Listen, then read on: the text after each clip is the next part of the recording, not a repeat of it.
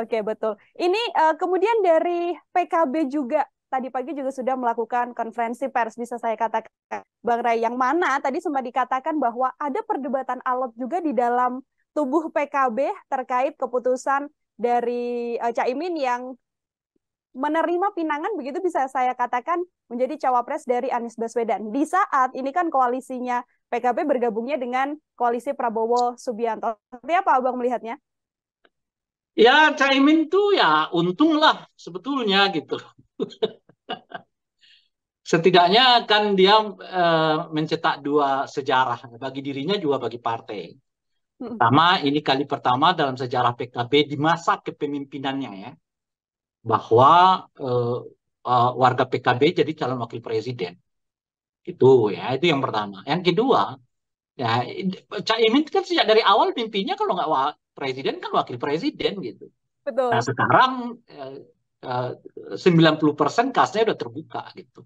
Mhm. Jadi ya saya kira mereka tidak berpikir apakah akan ada efek elektoral ke partai macam-macam sebab ya apa namanya itu relatif kan pemilih mereka itu basisnya sudah cukup solid gitu ya meskipun mungkin nggak nambah gitu tapi mereka mencetak sejarah baru dalam apa namanya itu dalam riwayat hidup partai dan juga riwayat hidup Caiminnya gitu.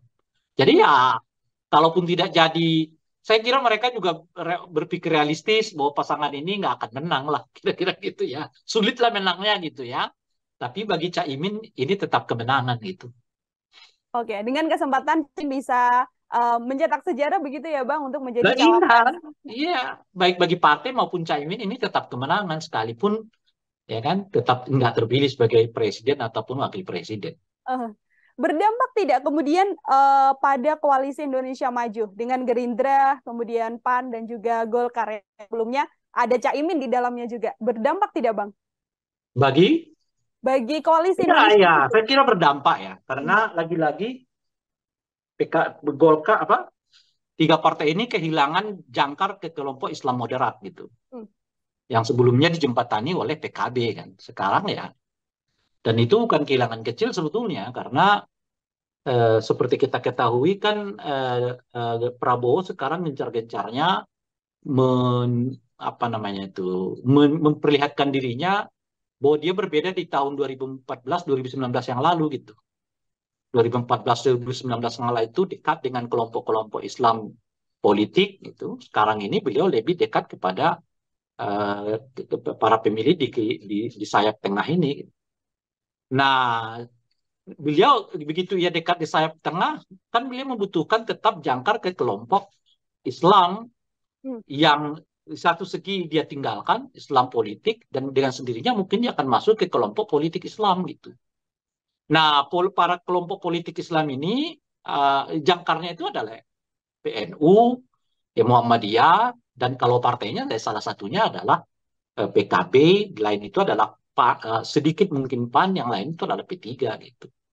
Nah sekarang PKB hilang, ya jadi dengan sendirinya sayap jangkar dia menuju ke arah kelompok Islam moderat ini, alias Islam politik Islam kelompok politik Islam ini ya uh, tidak ada lagi sekarang gitu. Hmm. Mungkin akan terbantukan dengan PAN, tetapi saya kira kalau PAN itu tidak semelekat ya PKB dalam dalam hal ini. Gitu. Nah ya boleh dibilang ini sebetulnya lumayan kehilangan itu Pak Prabowo gitu.